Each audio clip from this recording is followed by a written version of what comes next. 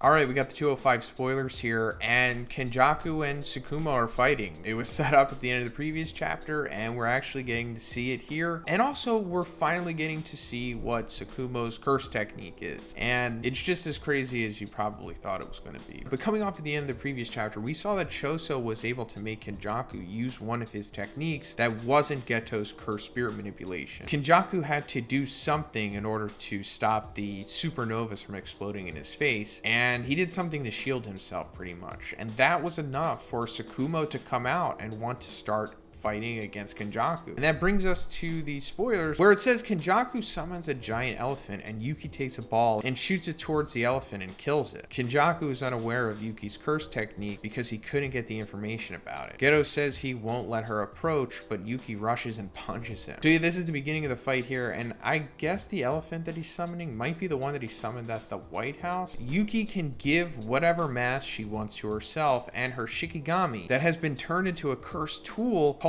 Garda. Kenjaku decides that he can't kill her with his high-level curses and starts thinking about whether he can kill her on his own. Alright, so that's Tsukumo's curse technique. She can give whatever mask she wants to herself. So the way that this is worded, and from what I think how it would work, at least in Jujutsu Kaisen, I don't know if this makes her like a giant. I don't think that's the case here. I think it more so just makes her like heavier, you know, gives her more mass. So she stays like in her regular form and size, but she's just become super dense to a point. So like her doing anything is going to feel like you're like getting hit by a giant or something, or maybe even bigger than that. And also I think that's probably what we see happening in this chapter. I mean, I haven't seen the panels yet, but when it says that Tsukumo picks up a ball, like throws it at the elephant and it kills it, I think that means that she used her curse technique on that ball. Since it said that she could use it on her Shikigami curse tool thing, I guess she can use it on other inanimate objects. And I guess she like amplified the mass of the ball so much that it wound up being like the equivalent of her throwing like a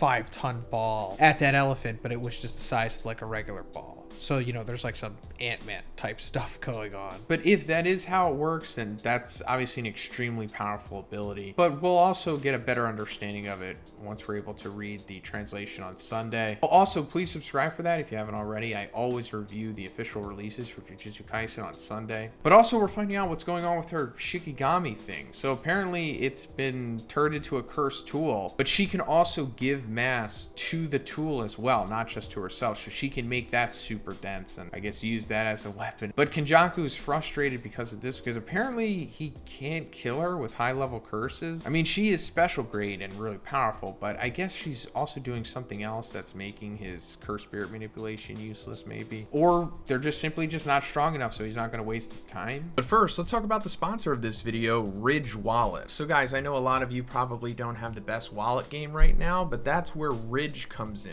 Ridge makes these awesome minimalistic slim wallets that also have RFID blocking. This is the matte black titanium version. So the Ridge wallet holds up to 12 cards and they easily slide in just like this. It's so smooth, and it has a little notch at the bottom to bring them out even smoother. It also has a cash strap on the back, easily put in your cash, and it stays secure. But Ridge also has key holders. Just like the Ridge wallet, this thing has a nice weight to it, super sturdy. This is the gunmetal version, and it just holds my keys like a dream, guys. I love this thing so much. It even holds my gym membership, which is awesome. But aside from what I have, they also have over 30 colors and styles, including carbon fiber and burnt titanium. The wallets also have over 50,000 five-star reviews. So guys, if you're interested in getting yourself a Ridge wallet and a key holder, check out the link in the description or go to ridge.com/bigz, because right now you're going to be able to save up to 40% through December 22nd. So again, that's ridge.com/bigz. Thanks guys. Yuki is judging that Kenjaku has a third curse technique that has to deal with gravity, postulates that he may have a fourth, and finds him troublesome. At the same time, he's trying to estimate her strength based off of what he's seen, and also finds her troublesome. So interesting. She's already decided that he has 3, which I don't think we've seen 3, right? We've only seen 2 in theory. And aside from just possibly even having a 4th, she says that she thinks the 3rd manipulates gravity. And that's interesting because that was one of the possibilities of what he was able to do to protect himself from the supernovas that Choso had launched. I thought that it was probably like a barrier technique or something, because Tengen said that Kenjaku's basically like the second best barrier user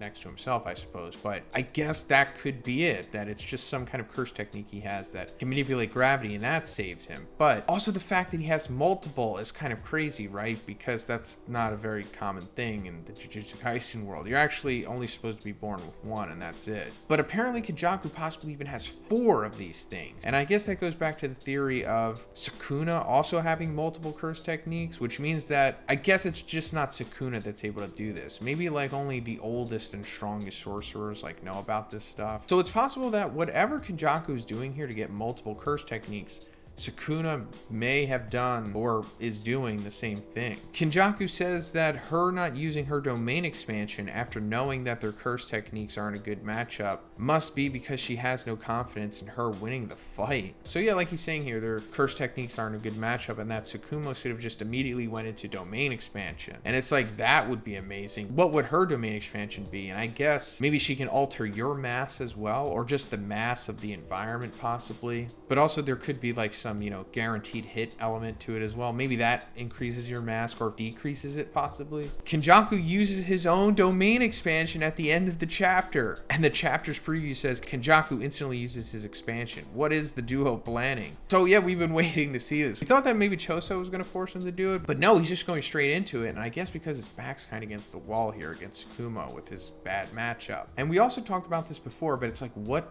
is his domain extension going to be? Now that we know he pretty much does have multiple curse techniques, does that mean that for each of them he can activate each of their domain expansions as well? I mean, I guess he could in theory, right? So he would have like 4 different domain expansions possibly, because I don't think he's going to go into like his innate curse techniques domain expansion, because first of all, we don't even know what that is. We just assumed it's going to be like the brain hopping ability, whatever that is. But as for what's going to happen with this fight, ultimately I'm not really sure. I mean, I don't think Tsukumo and Choso are going to win here, because if they did, then, you know, the arc would kind of be over, with this being Kenjaku's defeat. So I'm assuming that Kenjaku is going to win or escape from Tsukumo and Choso. You know, I wouldn't be surprised if at least one of them died, or even both of them. But the fact that it's been said what Kenjaku's full plan is, and it requires him absorbing Tengen, I think that is definitely going to happen at this point, because they've kind of talked about it at least multiple times, even recently, with showing how he would fuse the citizens of Japan with Tengen. So he'll probably get at least that far. It would be a little morbid if he actually does successfully merge / kill all the people of Japan in the process. Let me know what you thought about this chapter in the comments, guys. If you liked the video, please leave it a like, and please subscribe if you haven't already. Have a great day, and I'll see you in the next one.